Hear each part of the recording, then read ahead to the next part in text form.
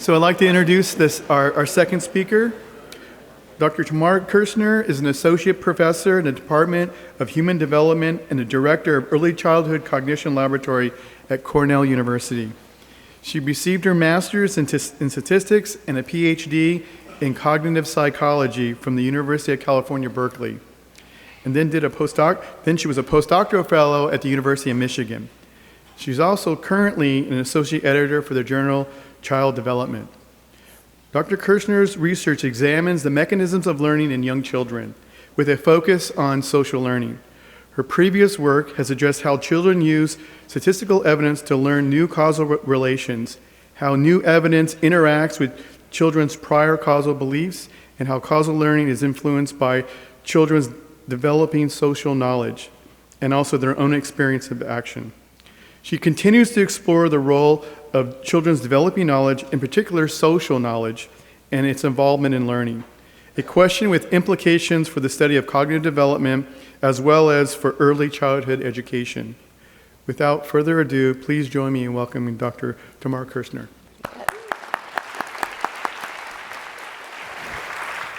Thank you very much. I'm very excited to be here for various reasons, not the least of which is that Jessica, Dr. Somerville, has been a big sister to me in my career and an inspiration to a lot of the work that you'll see here. Also, I went to middle school in Seattle. And I'm always happy to come back. I think growing up in the midst of large mountains makes you feel small and insignificant in just the right sorts of ways. So I'm here to kind of take the next step in children's development and talk to you about the preschool years. It's my favorite age to study. I have done some work from age 2 to age 5 is usually my sweet spot. And one of the reasons I love this age is because of how competent children start to become. Infants are held and carried and moved around a lot by adults in various ways. And so therefore you can see in infancy how important social information is. But I think social information takes on a whole new role when you have an active child who's competent motorically, linguistically, and beginning to be competent intellectually. And social information at this age just takes a different meaning for children. It doesn't become any less important. And so I'm basically here to follow up on this idea of children being active and adaptive social learners, but what does this mean in these years, in this age? So to start us off, I'd like to think with you a little bit about what our assumptions are about preschoolers. Many of us, when I was thinking about, okay, well, what do people come in, what's the preconception? If you've had kids of your own and you remember them at this age, if you worked with kids of this age, if you have grandchildren of this age, these are the sorts of buzzwords that we hear in our culture about this age, and a lot of them ring true to a lot of us. So one of them you might recognize from my early years studying at UC Berkeley is famously coined by my graduate advisor, is the child scientist, right? This is the following from the tradition of Jean Piaget, who started off telling us that children were learning about the world actively, and they were little explorers. A lot of us have in work with this age have seen this in action in the laboratory and in life. So children are little scientists. They're exploring. They're learning through play. They're curious. Preschool classrooms, early childhood education is set up with an enormous amount of free choice. We love classrooms where there's stations and kids can kind of choose where they go. This seems to be a high quality preschool, sort of take that on. Learning by doing, experiential learning for some of you, and active learning. So you get the picture from the way that we talk about children at this age, that they're these sort of explorers of the world, intrepidly, boldly going out into it and trying everything out on their own. But you also get this picture that they're very, very solitary from this. So where are the adults in this picture, right? On the other hand, anyone who's tried to raise a child, it's getting a whole other message about this age. So this is my age of play at this age. For parents and educators, the preschool years differently from infancy, is also known as the age of socialization, where we start to teach them things like good manners and rules explicitly, compliance with norms, morality, etc. Because we're trying to raise kids who can be real active participants in our culture. So the buzzwords that are associated with this for a lot of us are be careful what you do, because you serve as a role model for your kids. Everything you do, a child will imitate, right? They're precocious imitators. In fact, some of you may have even heard that children over-imitate. They copy everything, sort of even the things that don't make sense to copy. We've also, of course, we can't talk about this socialization age without talking about the bonds that we have with our children. So we form those bonds when they're infants, and the love and the nurturance that we give them is a part of what makes them good humans and good learners. Scaffolding, if you're an educator, right? It's important to help children with things and to sort of guide them in areas where they're not competent yet until they finally become competent. Setting a good example, and of course, culture. So the question for me, motivating a lot of the work that you'll see today, is this two learning mechanisms, or is there some way to unify these together? So I don't even have to sell this to you so much, because Jessica already did a very good job of that. But you do get the picture that there's these two streams. There's the playful, active, solitary child, and there's the child who's watching us, and we're their role models, and they're being socialized into our culture. And I am a generalist about learning also. I believe that we can examine learning mechanisms, we can examine and find single principles for what the learning mechanisms are in childhood. And I'd like to convince you today that actually there aren't two streams, there aren't two children here, it's not Jekyll and Hyde. It is one child, and this child is both active and social simultaneously. So the main take home from today is that children of this age are active social learners, much like the infants that we saw. But what that means in the preschool years actually is, and here's my little picture for that, is you can think of a preschool child as having a set of cognitive tools that serve as a filter. And through this filter, the social information comes, and the child can use these cognitive tools to weed out certain kinds of social information and rule in other kinds of social information, depending on the learning problem and the task that they face, and depending also on the quality of evidence that social information provides for them for their learning. And so with this in mind, I'm going to sort of arrange this talk around three streams of social information that we know about. The first one, maybe the most canonical example of social learning, is imitation. And I'd like to dispel the myth that children at this age just imitate everything they see. I'd like to instead suggest that they're very active and discerning in filtering through social information in their imitation, imitating some things and not others, and imitating in different ways and in different contexts. Another one is, we can't talk about this age without talking about language development. This is the age where you see children starting to form not just complete sentences, but complete ideas and communication through language. And so, again, I'd like to dispel another myth here, which is that children just believe everything they're told, that they're wholly credulous. You can get them to believe things that aren't true, yes. But only if you set up your communication in a way that passes their cognitive filters. And then finally, I'd like to talk a little bit about, I'm glad that you mentioned this, because a stream of social information that we sort of usually avoid. We usually talk about what children see, what children hear, and I'd like to talk a little bit about what happens when children are doing things with you together, collaboration, or doing things with even each other together. My talk is designed to not have too much to do with methodology throughout. I would like to give you the messages, and I'll describe the studies as I go, but hopefully in enough detail that you get a sense of them, but that we don't lose the big picture. But I will talk a little bit about the general methodological approach that we take in my lab in order to study these things. As was mentioned, I got my start studying causal learning and causal reasoning at this age. The age of play and causality is a big part of what children are exploring. And so we have all of these methods that are really a bunch of toys and tools and neat little objects that have all kinds of interesting causal effects. And we use them in our social learning studies because they are actually the kind of things that children at this age can usually explore on their own and find out a lot about without any social information. So the approach has been to give them these objects that they could very well figure out on their own, provide them with a rich social context in which to explore these objects, and see what, if anything, that addition of social information does to their play and to their exploration. I'll talk a little bit more about some of the specifics. That one with the blue cube one looks a little mysterious right now. I'll show you what that thing does. But essentially, that's the general methodological approach. And the objects are a little different each time, and you can see that the kids have a great time. They're a lot of fun, and they also have a great time with the social demonstrations as well.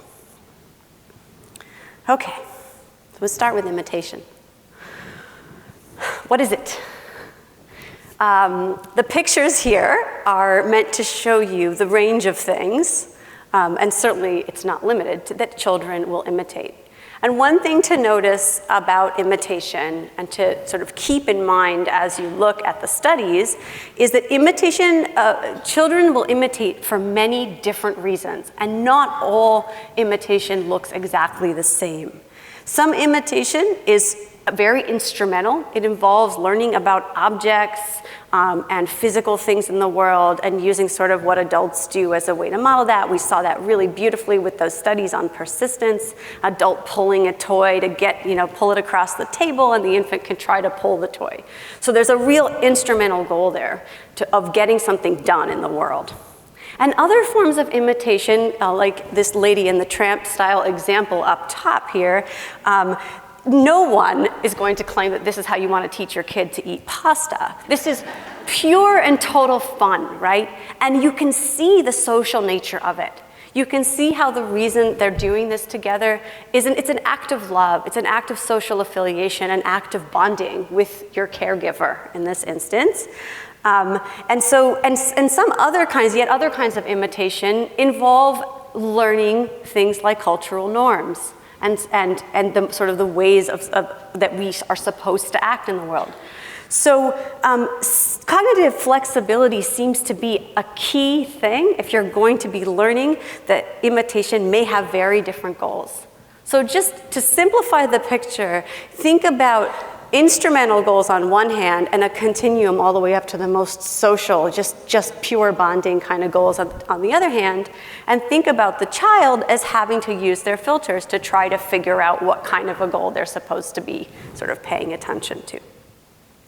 And just to show you that kids, even at the very youngest end of the preschool year, so even at 24 to 30 months, are already being very flexible and adaptive about figuring out what the goal is. Here's just a little demonstration from one of our studies. This is actually a method taken from another childhood cognition laboratory that we've adapted to our purposes.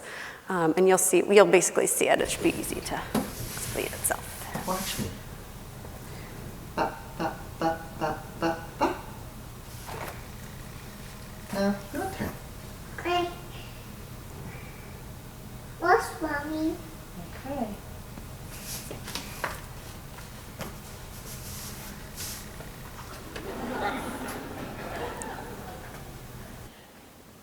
Okay, so you can see that he did two things. He did this little bop, bop, bop, bop thing, and then he put the little mouse inside the house. And she actually totally skipped over that little action part, if you noticed, and just got to the goal. So, okay, you could think that maybe it's because she'll never do these little actions, but watch what happens if he brings out a new sheet, and on this sheet there's no obvious little house to put the guy in. Okay, good job. Now we have another one. Oh.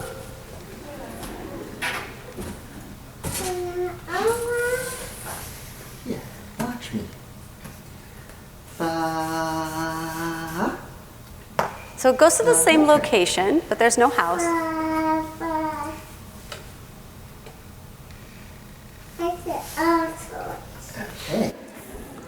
So in this case, when there's no obvious sort of end state goal, she imitates his whole action. So it's not that she can't do it, it's that she made a very different inference each time, depending on whether there was some sort of obvious instrumental goal. And this is the kind of flexibility I'm talking about. Here's another one where you won't hear sound. This is a little box. This one I just kind of wanted to show you the method here because I'm going to talk a little bit about it on a couple of studies. This little box has a puzzle piece inside, and you can sort of pull on this little lever to get the puzzle piece out, which he did. But as you notice, there was also kind of an extraneous action of pulling up on a door. And the door doesn't do anything. It doesn't get the puzzle piece. But this child actually did both. The demonstrator did both actions, and the child imitated both actions, both the one that led to the goal and the not obvious one. So you saw in one case a child who said, well, there's no obvious goal here. I'm just going to do your funny little bop, bop, bop, bop, bop thing. And here's another kid who says, well, there's no obvious goal to this action. Even though there is an action with an obvious goal, I'm going to imitate both actions anyway. So what's actually going on is that children, different individual children have different inferences about that sort of second task. And what we did was we took all of these tasks together, the one with the little house, the one that I just showed you, and a few others, which have some components that go to an obvious end state goal, and some actions that the demonstrator just does sort of for the heck of it, that don't seem to have any obvious end state goal. And what happens is that there's an incredible amount of individual consistency between 24 months and 42 months, between the early part, the end of this preschool years, and the end. Children are relatively consistent in how much and what rate they imitate. Some children are more likely to imitate all of the actions that you do, and other children are less likely to imitate all of the actions that you do, and they just go for whatever it is that gets them to the end state. So one of the tools that children seem to bring to this task is an individual difference in how much and to what rate they will sort of imitate all of your social goals. And on the group level, children can be a little bit manipulated into a context that makes them imitate more or imitate less, even as early as 24 months. So in this experiment, what we did was the demonstrator actually, before doing any imitation games with the child, sat down at a table with the child and played a very different game with them. So he played one of two games. So children were kind of randomly assigned to one of two conditions. In one condition, he played this game that we call Copy Me. And in Copy Me, he just said to the child, he explicitly said, do what I do, watch. And then the child would do it. And now do this. And then the child would do it. And now do this. And then the child would do it. And then he said, okay, and now let's play my imitation game. So let me bring out my toy. And that was the toy that you saw in the second video. Another group of children, he brought out a puzzle. And he said, now let's play this game. So he's also interacting with them socially, but now the goal is very different. We're going to build the puzzle. Oh, look, I'm going to put a piece in. Now it's your turn. You put a piece in. Now I'm going to put a piece in. Now you're going to put a piece in. The idea was whether we could set up, the first context says, I want you to copy everything I do. And the second context is, I want you to meet objectives with me, to meet goals with me. And then we gave the kids this very simple task. Again, we actually gave them 4 trials with 4 different objects, all of which had a final end state action that would get out the toy out of the box, and all of which had a single extraneous action. And what we found was that children who initially played the Copy Me game copied every single thing that Yue, my former graduate student, did. And the children who played the Find the Piece game and put it in the puzzle only went straight for the end state. So at this age, and actually we had a baseline group of kids. If you don't play anything with them in advance and you just sit at the table and everybody sort of does their own little like crayon drawing, so you're still sitting with them at the table, he was sitting there, but he didn't interact with them, then children actually go 50-50. At this age, half the time they just do the last thing, and again, it's based on this, what we think of as kind of an individual difference between the children. So what we basically found in this study was that children by 24 months were reading context very, very closely. In fact, one last thing we were worried about was that we were just getting them to do some sort of motor mimicry that they just persisted in doing after the copy me game. And so we ran one more condition, and in that last condition, UA played copy me with the children, then he left the room, and his research assistant came in to play imitation with them. A new person, the child has no expectations about what this new person wants them to do, and sure enough, those children revert right back to the baseline. 50% of the time, they copy the goal, and the other 50% of the time, other 50% of children will just imitate everything. So this sophisticated context reading ability already at 24 months suggests that they are filtering through the social information of their own accord and trying to read the context. One of the frustrating things, though, is that by the time children are 42 months old, by the time they're 3 or 4, in a lot of studies, a lot of people who study imitation find that children just do the thing that I warned you that I've tried to convince you that they don't do, which is copy every single thing you do. We were worried about this because we thought, well, if 24-month-olds are so flexible, how come 4-year-olds are so rigid? And so we actually ran the study, our individual differences study longitudinally, and we got data from the same kids at 24 and 30 months, and then every 6 months thereafter until they were 36 and 42 months old. And we wanted to see if there was just an increase with social experience that was linear, so as they got older, they imitated more to that point where they imitate everything, or whether we would find anything else. We didn't actually find a linear increase. We found a very strange developmental jump right around the second half of the second year of life. So between 30 and 36 months old, children moved from being sort of variable and individually different and very contextually flexible, just like I showed you, to wanting to copy a lot more of everything that you do. What's going on during this developmental change is that this age difference corresponds to a change, we think, in their normative cognition, in their interest in norms. So this is actually just speculative, but I feel strongly that I should share it, especially if some of you are parents, which is that there seems to be a receptivity to normative learning in 3 and 4-year-olds that isn't quite there in the terrible 2s. So hopefully this actually makes intuitive sense to some of you. And that's actually an age where you see a lot more overcopying. So that's my summary of imitation, is that the filter that children have is an ability to read context, and that means that their imitation is not wholesale all the time, it's variable, it's flexible, and it's sensitive to social cues and social contexts, and it does change, and the reasons for imitation change as children get older through the preschool years. So it evolves with experience.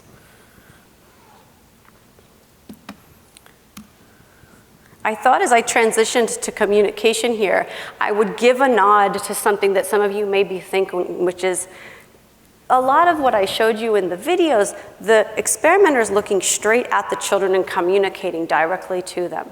But we know from being busy parents in the house where a child is sort of following us around and imitating everything that we do, that we're not always looking directly at them when they're imitating us. So I don't want to leave you with this idea that children only imitate when you're explicitly teaching them things, right? I do want to add to that explicitly teaching them things it could be providing children with an additional social cue, that simply doing something on your own, looking away from a child, does not. And so we actually set up an experiment with this other little object here, and this object has 2 causal effects. There's a little crank on the top where you can turn it and get a funny little ratchety sound, and there's a little button on the bottom where you can get a light. And we had 2 demonstrators, one of which looked directly at the child and produced one of the 2 effects, sort of balanced across conditions which one it was. So we wanted to make sure that not one effect was more inherently interesting than the other or anything like that. So one of them looked at the bait. Look at this. See this? Crank, crank, crank, crank, crank. And the other experimenter looked down at the object, did not make eye contact with the child, did not speak directly to the child, and just said, wow, look at this, I like this, and just produced the other effect for themselves. Then, between these 2 demonstrations, we handed the object to the child to see if they would imitate. And they did, both actions. So this is kind of pure observational imitation, and this is imitation with the addition of a communicative cue, looking directly at the child, speaking directly to the child. So they learned what each effect did, they imitated what each effect did, and then again, these 2 people left the room, and we did something called the show and tell test. In the show and tell test, this new person comes in, the child is sitting at the table, the object is right in front of them, and she says, oh, what does this do? Can you show me? And then we just looked at 30 seconds of the child's behavior to see what the child did. In this condition, children overwhelmingly demonstrated for this brand new person in the show and tell game the one action that was shown to them with the communicative cue. So for this kid, this is the action, they demonstrated only the crank and the sound. The modal response, in fact, a lot of the kids for 30 whole seconds only did that action. So we checked to make sure they could do both actions, that they imitated both actions initially, but when they were transmitting to some new person, they only did the one thing. Now, I did tell you that one of the things that happens during the preschool years is that, these are young preschoolers, they're 24 months and 30 months old. One of the things that starts to happen is an interest in norms. And in this study, not only an interest in norms, but active transmission of a single action, suggesting that the children were actually saying, oh, this thing does, in a normative sense, or is supposed to do this one thing. I know it does 2 things, but since I was shown this directly, this is the one I'm supposed to show. And I think this is kind of the beginnings of not just cultural learning, but active cultural participation on the part of children. So that's combined imitation and communication together. I'm now going to talk about linguistic communication a little bit more. Okay, so there's many things about the world that we can only learn through language among them. If you don't speak to children, they won't learn language. It's just plain and simple.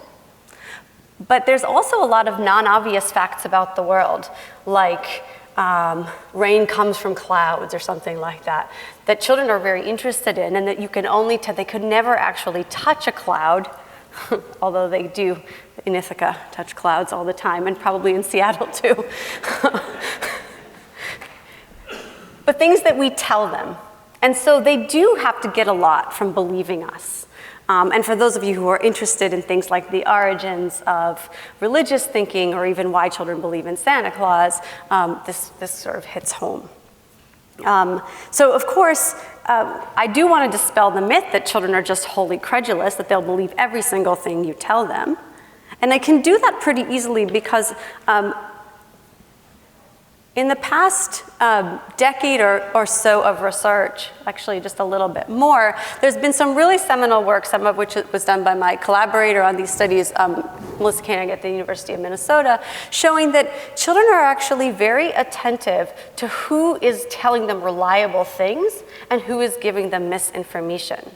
And they do this by checking, again, using their knowledge, a little bit of their knowledge of the world, checking against what people say about things that are familiar to them. So the situations that we set up in the lab look something like this.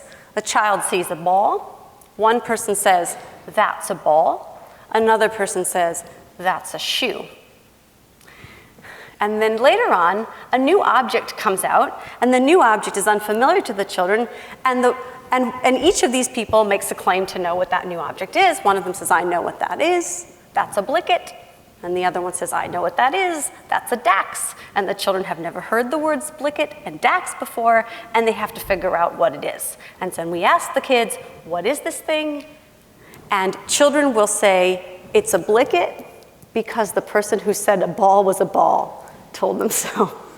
So this is what we're calling this accuracy monitoring. Children are monitoring who's been accurate in the past, and they are able to use that information in the future when they're trying to decide who to learn from.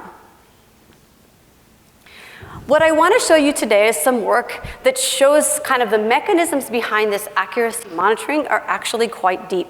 It isn't just that children are associating people who say the right thing and trusting them.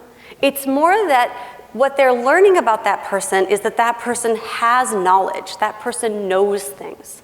How do we figure out that that child is not just saying, I know what that's called, I can associate, this person is getting it right, and that they're actually deeply thinking, this person knows what they're talking about.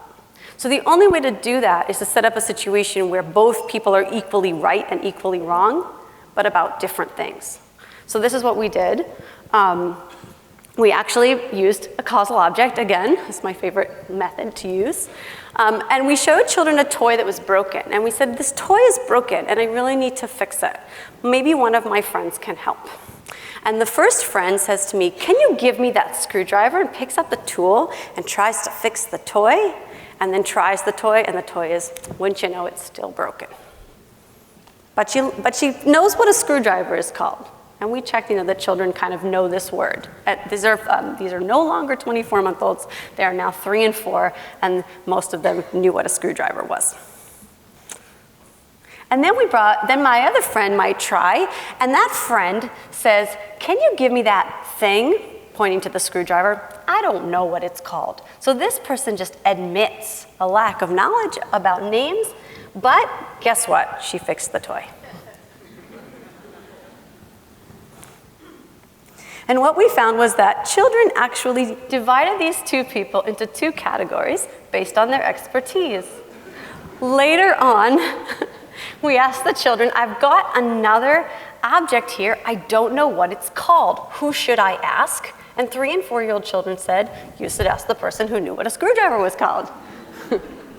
And then we said, I have this other broken toy, and I want to fix it. Who should I ask? And lo and behold, they deferred to the person who fixed.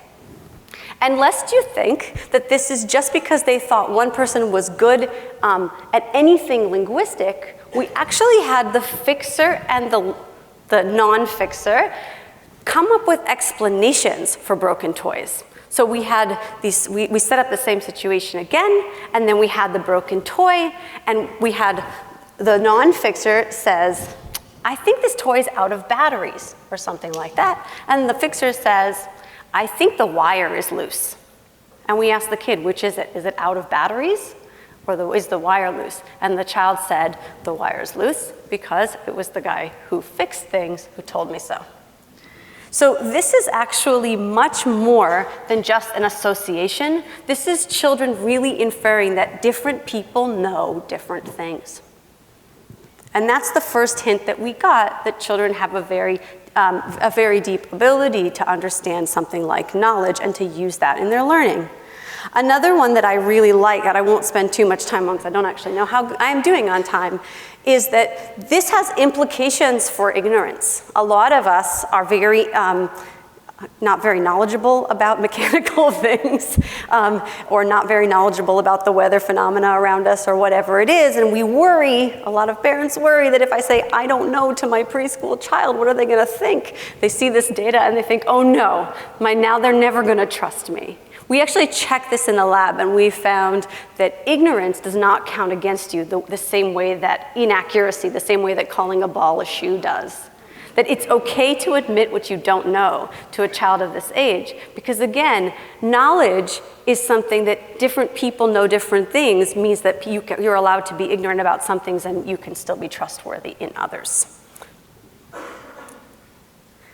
Some of you may have heard the term theory of mind, and I've been sort of hinting around it and not really talking about it. But this is the idea that we know that other people have minds, that other people have beliefs, desires, intentions, goals, emotional experiences, and that we can take the perspective of another person. Around age 3 or 4, children start to be able to really do this kind of perspective taking in earnest, although the precursors of it come in much earlier. And what I've tried to show you here is this deep understanding of who to trust, who knows what, comes out of this particular cognitive tool. So the theory of mind that children are developing is useful for taking perspective. It's also very useful for learning through communication. Okay, so one final little category, and I don't know if I can do this in 10 minutes, but I'd like to show you the real world, at least the real world of a preschool classroom in a Western society. And in the real world, things don't look like they do in the lab. Uh-oh, I think it's overflowing. Children are doing a lot of things. What I want you to sort of look at here is how much of what they're doing is social and how much of what they're doing is just sort of solitary play. There you go. Okay. This is what I think collaboration really looks like. These children are not completely solitary, right? They may be doing different things, but they're checking with each other. You saw a little bit of imitation, one child looking at the other, doing a little peer imitation. Peter, do you need a chair or are you doing okay? Every once in a while, one of the children will go over and get some help from the teacher. So in the real world, this stuff is happening in real time. There's a dynamic process that's going on, sometimes on your own, sometimes with other people, sometimes looking at your peers and imitating them, sometimes checking with a helpful or knowledgeable adult.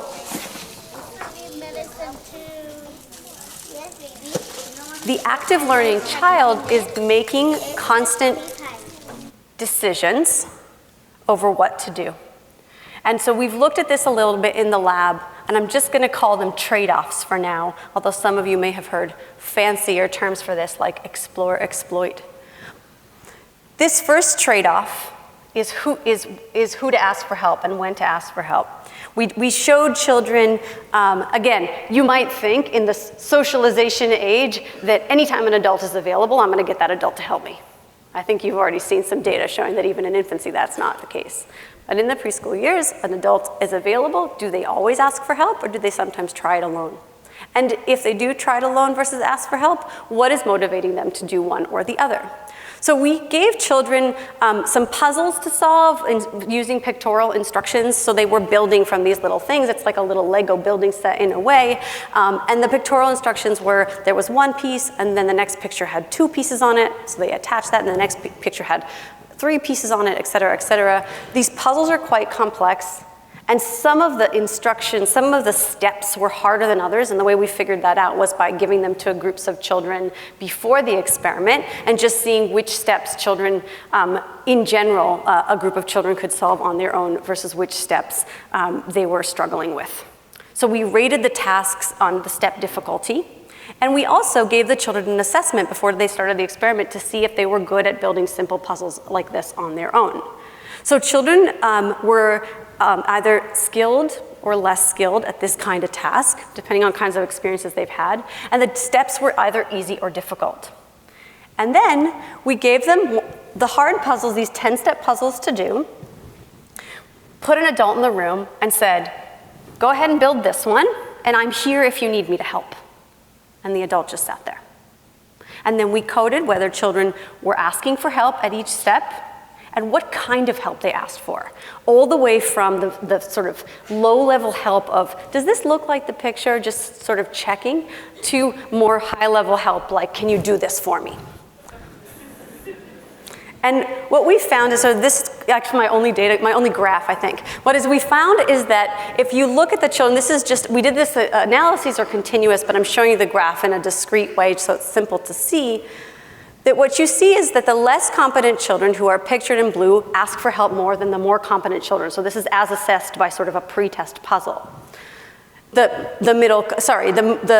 very competent children in green at the bottom don't ask for help very much. But all children ask for help more when the steps get more difficult. And not just do they ask for help more, they also ask for higher levels of help. That's another result that we have. So essentially children are making this trade-off.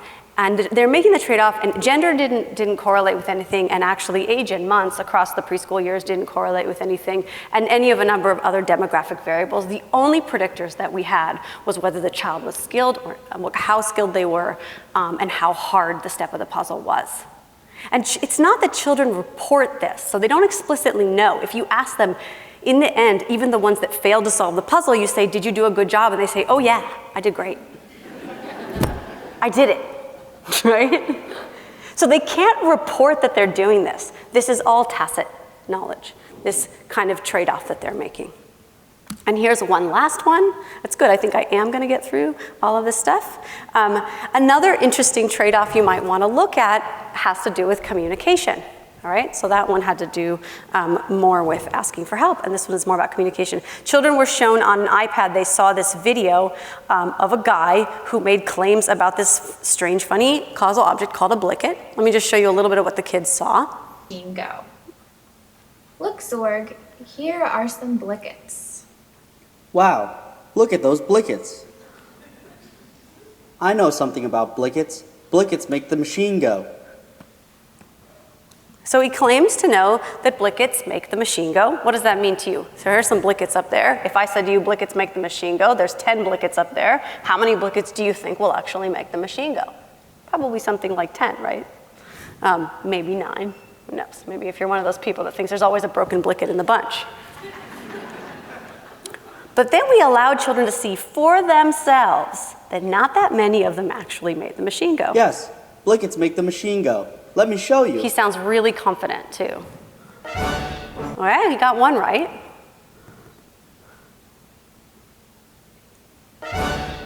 Another one.